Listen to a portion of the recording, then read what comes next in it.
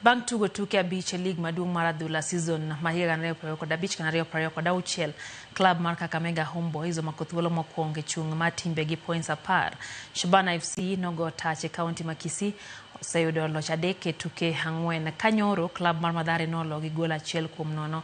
Kata kamano pod gimako thuolo mar 4 e chung' timbe. Tok lao Posta Rangers gonde 3-0 e alap manyayo nyoro.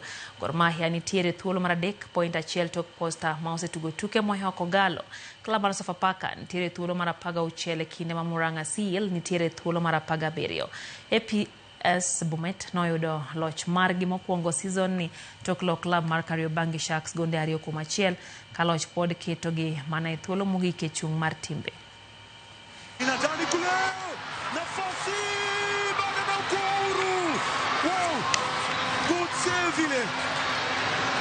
Mchezoni Mathare United show yake Kevin